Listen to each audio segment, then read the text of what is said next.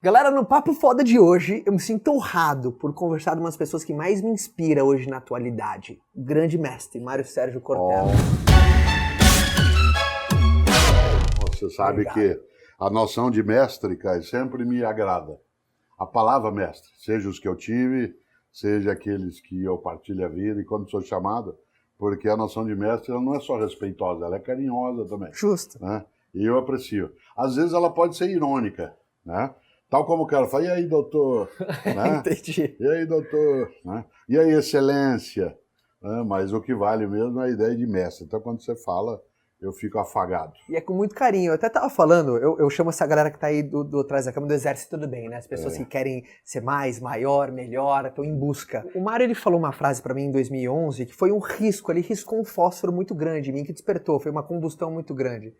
Você falou assim pra mim em 2011, Caio, todo poder que ao invés de servir serve a si mesmo, esse é um poder que não serve. É verdade. E como impressionante como essa... Eu não sei se é a minha sensibilidade naquele momento, mas como penetrou dentro de uma casca, né? Eu acho que as palavras têm essa função, né? E você com muita sabedoria faz isso. E você tem uma grande habilidade que eu admiro muito, professor. O jeito que você usa as palavras, a filosofia é uma coisa que vem me cativando muito há um bom tempo.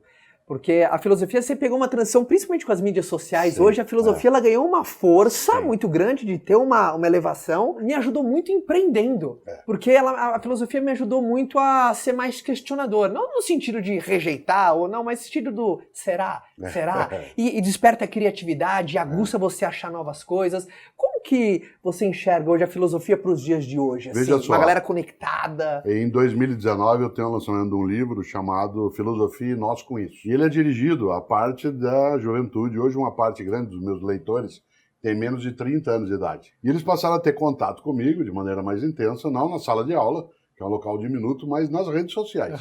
Eu, por exemplo, não tinha Instagram até o início de 2018. Aí o Pedro Cortella, um dos meus filhos, insistiu, dado que ele lida nessa área. E hoje mais de 2 milhões de humanos e humanas seguem comigo. Por sinal, tá aqui, reflexão. Ó. Segue ele aqui. E é gostoso porque nessa reflexão que ali aparece, eu cito muitas vezes, além de postar muitos selfies, até o pessoal diz, você gostou de tirar selfie? Eu sim, gostei bastante. Eu não fazia, mas eu passei a gostar. E aí eu coloco algumas reflexões de pensadores. E aí o que eu notei? Que as pessoas ficavam preocupadas, por conta até dessa reflexão, preocupado no sentido gostoso, assim, e a filosofia com isso? E isso com o meu trabalho, e isso com ecologia, e isso com ética, e isso com religião. Por isso que o livro se chama Filosofia e Nós com Isso. Cada capítulo é um isso conectado nessa área.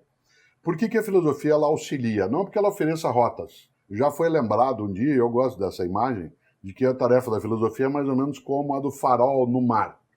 Quando você tem um farol, a tarefa do farol não é indicar os caminhos, mas é alertar para os perigos. Perfeito. O farol não diz vá por aqui. Essa é uma escolha tua. O farol apenas diz cautela com o caminho que você está seguindo. A filosofia também cumpre tarefas ruins. Em vários lugares, em vários tempos da história, ela esteve ao lado do homicídio, ao lado da marca negativa da convivência, da repressão, forma de violência contra outros seres humanos, mas nem toda ela e nem o tempo todo. Uma parte da filosofia hoje, ela cai firmemente no campo daquilo que é necessário para quem quer fazer melhor algo, que é o que eu chamo de suspeita, que é ficar se indagando sobre as coisas, não como forma de negá-las, mas de confirmá-las ou recusá-las naquilo que elas têm, de aceitável ou descartável. Por isso, a filosofia ela funciona, como eu dizia, para ela dizer assim, pense melhor, reflita. Quando eu, no Instagram, quando eu faço uns cartazinhos, eu escrevo à mão em vermelho, será? Muita gente quer saber assim, por que você coloca esse será? E eu gosto sempre de lembrar, Caio, que é para lembrar as pessoas também que a tarefa da filosofia não é dizer pense isso, é dizer pense nisso. E alguém que queira empreender, construir uma vida, um projeto, um negócio, uma partilha, precisa ser capaz, antes de mais nada, de refletir. E a ideia de reflexão, ela significa que eu não posso imaginar que só eu tenho a resposta e só eu tenho o caminho. E eu também tenho respostas e caminhos, mas não sou só eu que os tenho. Pensar, refletir, faz com que eu consiga construir uma capacidade, uma competência, uma habilidade de vida que me fortalece.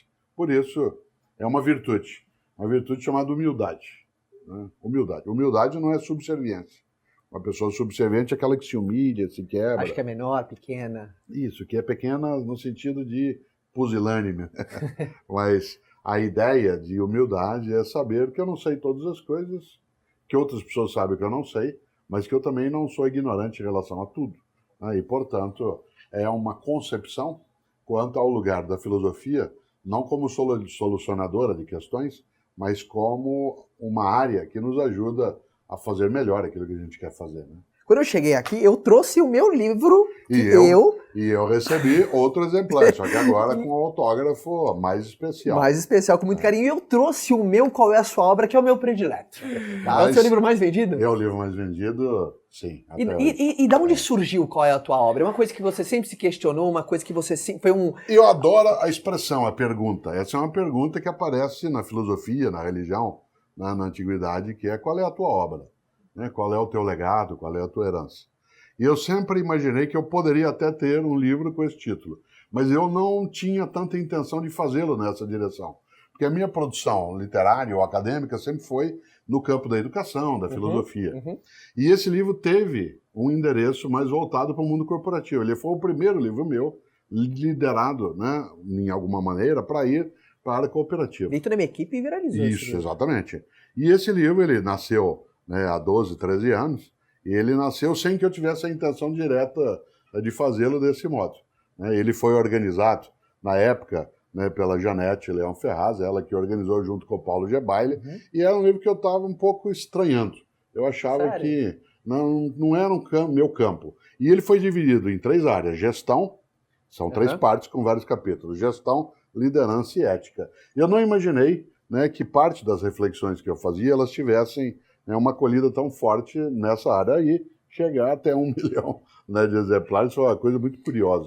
Qual você vê que é a grande importância qual que é o grande diferencial de quem reconhece a obra? Será que persiste por mais tempo, resiste com mais força, recomeça? Da energia, você olhar na obra e ver que ela tem validade, faz com que você tenha mais validade. Isto é, que a minha vida não é inútil, descartável, banal, fútil, que ela tem algum sentido, né? Que eu possa fazer daquilo que quero fazer algo que tenha sentido para mim e para outras pessoas.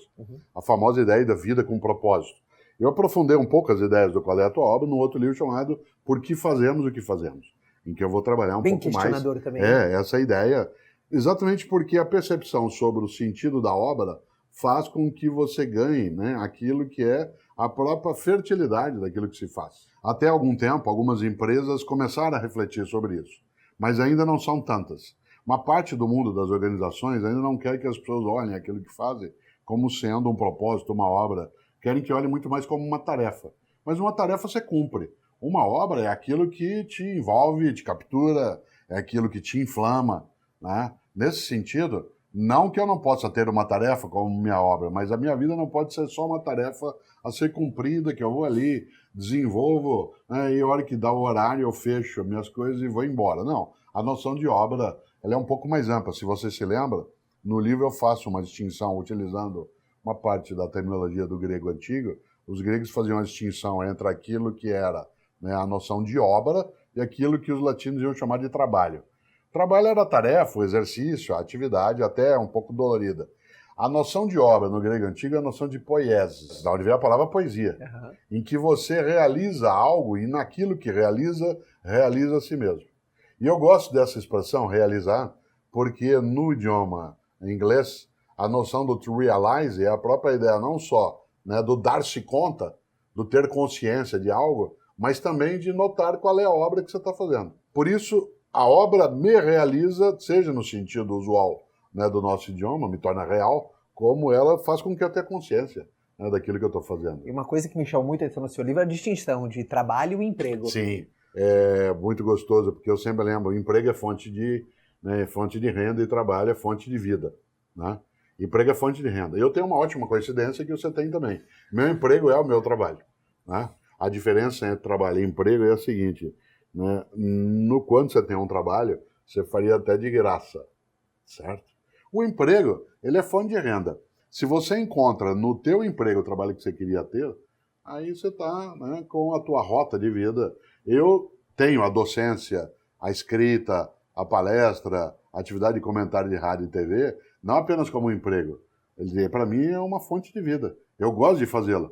Eu faria, como faço em várias situações, sem que eu tenha necessariamente um retorno financeiro. Eu tenho retorno, mas eu o faria mesmo que eu não o tivesse. Assim como em algumas situações, você gosta de cozinhar para alguém, ou quando você vai brincar com os teus filhos, aquilo para você não é uma tarefa, aquilo é uma obra, né? É algo Total. que te faz, né? E faz com que você tenha ali a possibilidade de olhar depois o que virá, né? Não, perfeito. E principalmente nos dias de hoje, uma coisa que me fascina, mas do mesmo jeito me intriga, principalmente num mundo altamente conectado, onde ficou muito mais simples o julgamento alheio, porque você passa a se conectar de uma maneira muito mais simples, que dica que você daria?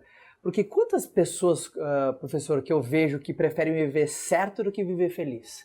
Às vezes fazem aquilo que não gosta para ganhar aquilo que sabe que não merece, mas às vezes está lá para agradar papai e mamãe, Mas ou é uma com escolha. medo de... É uma escolha. Se você vai ao pântano, é no pântano que você acha.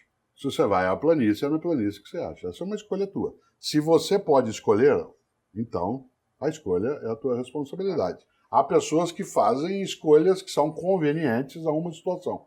Depois, né, elas se arrependem. Meu avô italiano, chamado Ettore, que faleceu há bastante tempo, ele, todos os dias, quando nós éramos pequenos, ele fazia para nós duas perguntas. Eu sempre gosto de contar isso.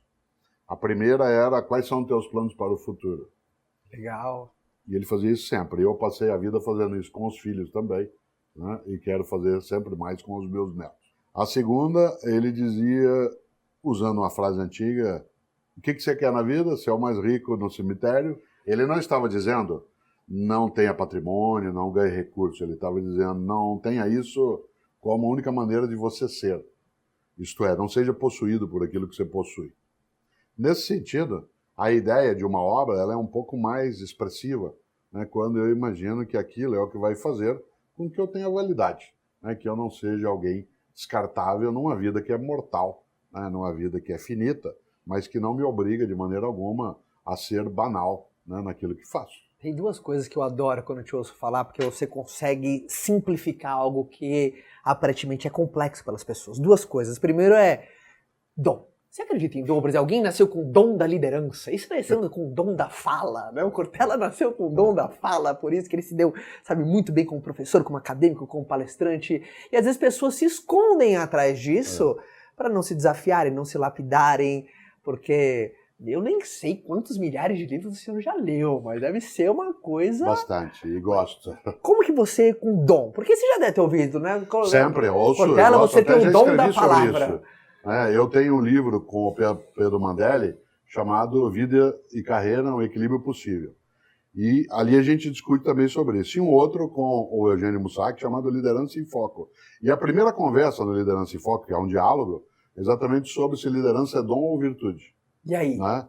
E aí a gente mostra o quanto que a ideia de dom é de algo que você recebe pronto e nasce com aquilo, isto é, independe de você. Por exemplo, eu, Cortella, algumas coisas estão comigo, não fui eu que criei, embora eu tenha desenvolvido. Eu tenho uma voz boa para falar, eu tenho uma capacidade vocálica que é adequada, né, em relação à atividade que desenvolvo, de rádio, TV, de aula, né, de palestra. Isso nasceu comigo, mas eu desenvolvi. Justo. Tá? Parte das coisas que eu faço, elas vieram da minha possibilidade. Não fui eu que escolhi a época que eu nasci. Não fui eu que escolhi meus pais, meu pai bancário, minha mãe professora.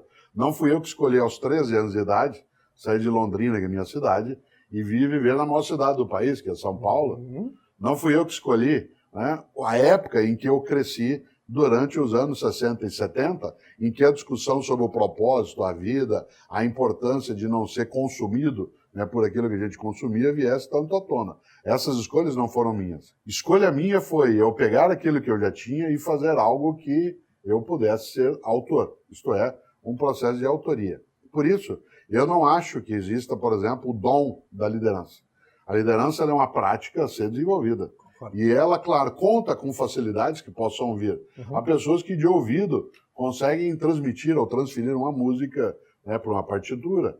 Isso nasceu com ela, mas se ela não desenvolver, né, de nada adianta. Aí volta ao ponto, nenhum e nenhuma de nós lidera qualquer coisa, mas nenhum e nenhuma de nós é incapaz de liderar alguma coisa. Perfeito. Há pessoas que não são capazes de fazer o que você e eu fazemos. Falar em público, né, nos expressarmos, gravar programas de TV, né, falarmos para o mundo digital, porque elas são tímidas, mas ela tem qualidades, habilidades Concordo. que ela pode desenvolver.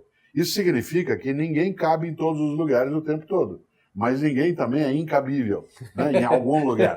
Né? E nesse sentido, a liderança tem também essa característica. E uma coisa que você fala muito bem é sobre a concepção da sorte, que eu gosto muito quando você traz, que outro lugar que as pessoas gostam de se esconder, transferir para o místico, para o mágico, para aquilo que a gente não tem controle, o que acontece ou o que não acontece.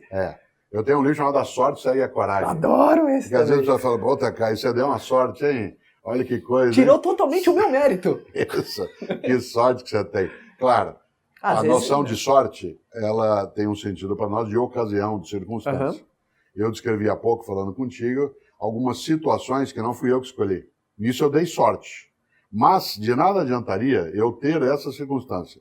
Morar em São Paulo aos 13 anos, ter pais que eram escolarizados, ter um estímulo nos anos 60 e 70 para o mundo da cultura letrada.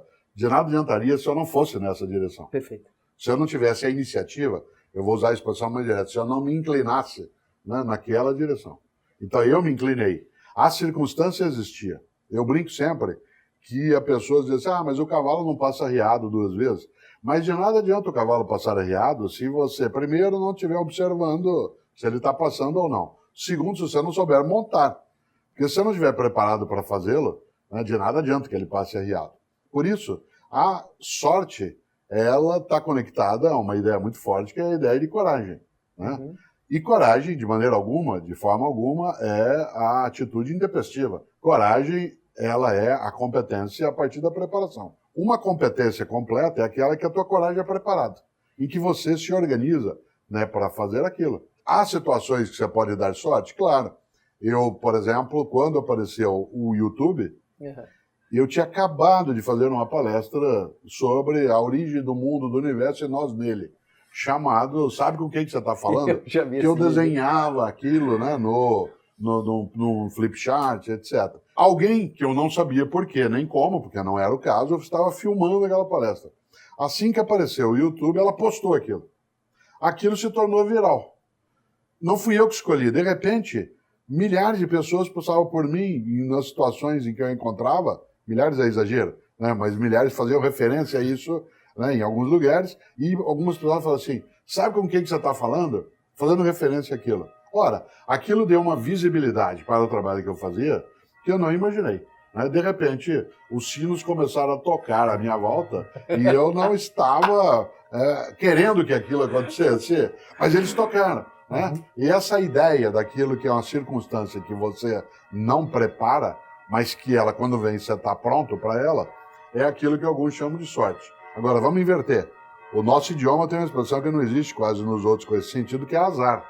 Azar. Azar é a ausência de sorte? Azar seria a sorte que se ausenta. Há idiomas em que a palavra azar já significa circunstância. Mas a palavra azar, com o sentido que nós usamos em português, isto é, da ocasião negativa, ela vem do árabe para nós. Né? Azar significa a chance ruim. Sorte seria para nós a chance boa. Uau. Há vários idiomas, a palavra sorte tem um sentido duplo, de azar e de sorte. Mas nós não, nós usamos a noção de azar para justificar. Poxa, ninguém gosta de mim, olha que azar que eu dei, fui pegar logo esse chefe, olha a economia, olha como é que está o Brasil, e de repente tudo é desculpa para que não se dê o passo. Tudo isso que eu mencionei, a economia, o país, a chefia, a condição, a área, tudo isso é algo a ser levado em conta. Mas isso não é um impeditivo. Isso é uma circunstância que você tem que levar em conta. Por exemplo, o mercado de livros no Brasil, ele está com algumas turbulências. Isso significa que você que escreve e eu que escrevo, eu não sento e choro. Eu levanto e enfrento. Vou atrás, procuro, vou buscar alternativas. Aí eu, por exemplo, quase não tinha e-books ou o livro digital não estava no meu circuito. Quando a Sofia, que é exatamente a empresa que faz gestão de conteúdos, né, que me dá consultoria, começou a organizar, nossa, né, isso deu um passo significativo numa área em que isso não entrava. Né? Então, essa ideia de, puxa, que azar que eu dei logo agora, né? Poxa, que coisa. E aí fica aquela lamentação, né? E aquele desenho antigo, quando você estava nascendo, que era a hiena hard, ó céus, ó vida, ó dor, né? Então, assim, é uma lamentação, uma lamúria que é muito forte. Eu não estou dizendo, porque seria tolo, que não haja circunstâncias prejudiciais, mas elas não são nem exclusivas e nem invencíveis. Uma coisa até de curiosidade. Que dica que você daria para alguém que está começando agora ou está no meio, independente da estação que o cara está vivendo, se uma primavera, verão, outono, inverno, mas algo que sempre foi uma qualidade do professor que sempre te auxiliou muito na tua trajetória? Olha, uma frase dos antigos que eu gosto demais, é um conselho que parece óbvio, não é. Que dizia, não há mal que sempre dure, nem bem que nunca se acabe. Aquilo que é uma circunstância negativa, malévola, ela não é que ela não existe, mas ela não é contínua, ela tem o seu momento de cessação, o seu enfrentá-la. E aquilo que para mim é um momento de alegria, né, de abundância, né, de circunstância favorável, também pode cessar. Você tem que estar preparado para dois movimentos.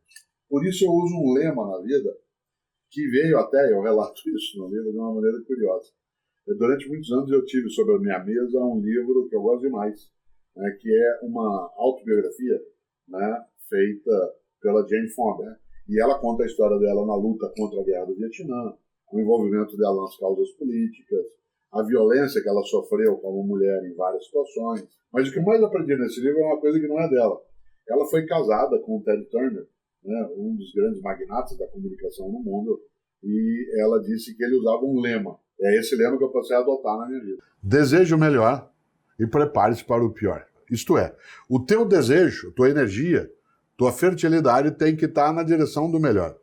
Mas você tem que estar preparado para que o pior aconteça, para não ser pego, distraído, desprevenido e, portanto, desabar. Não é desejo o pior e prepare-se para o melhor, é o contrário. É desejo o melhor e prepare-se para o pior. Por isso, eu acho que para quem, por exemplo, inicia essa jornada nos vários momentos, porque a gente não reinicia numa vez só, você reinicia, né? É uma das coisas mais fortes de imaginar. Primeiro, de novo, não há mal que sempre dure, nem bem que nunca se acabe. E o outro é desejo o melhor, mas prepare-se para o pior. O que te ajudou assim muito para finalizar o conselho final para o Exército do Bem? Você fala muito isso, né? Que você você tem insatisfação positiva, isso. O desejo de sempre querer mais e melhor. Eu acho que essa função de ser um eterno aluno, isso deixa evolução contínua. A palavra aluno, significa aquele que está sendo nutrido. É curioso porque às vezes você encontra de forma equivocada pessoas dizendo que aluno significa aquele que não tem luz, que vai ser iluminado. Por causa do A, que é uma negação, e o lúmino de luz, mas não tem sentido. Alúmino, na origem latina, significa aquele que está sendo nutrido. Alimentado, no sentido de cuidado. Pois bem, nenhum e nenhuma de nós deixa de ser aluno. Nenhum e nenhuma de nós deixa de ser aluna. Nesse sentido, o que mais marca essa trajetória é a capacidade de estar sempre lembrando que só é um bom ensinante quem for um bom aprendente.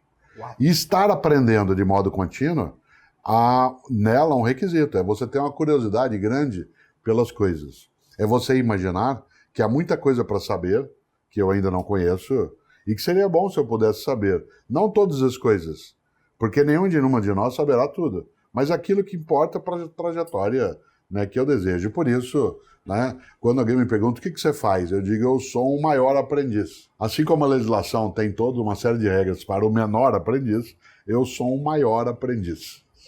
Marião, que bom. Pra galera que tá vendo, o que é foda pra você, Marião? Pra gente fechar o vídeo aqui, ó. É a capacidade da gente fazer da vida algo que é alegria. Mas alegria não é um estado de tolice. Uma pessoa alegre o tempo todo é tonta, ela não está alegre. Né? Não há razão para ficar alegre o tempo todo. Mas quando há, fique.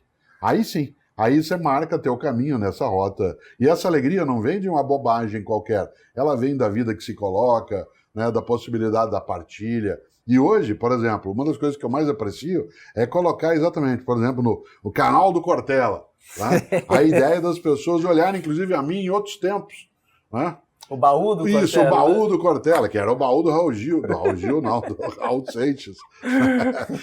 A ideia daquelas coisas que fazem com que a gente possa fazer com que as pessoas elas se sintam mais reflexivas, mais pensantes. Aí sim, a gente vai, para usar a expressão que você usa na capa do livro, vai penetrando nas mentes e caminhos. Obrigado demais. Obrigado, viu? Obrigado, mestre. Ó, todos os canais do grande professor Mário Sérgio Cortella estão aqui. Se você não acompanha ele, para o que você está fazendo agora, dá um stop nesse vídeo e vai lá. Conteúdo incrível. Continua com as suas selfies, com os cartãozinhos, com os caras, sempre com o Será, para sempre desenvolver esse modo questionador. E obrigado. Obrigado. Todo mundo agradece por tudo que você faz, viu? Um forte abraço a todos, até o próximo vídeo. E eu vou continuar aqui com esse general desse exército. Tudo bem. Tchau.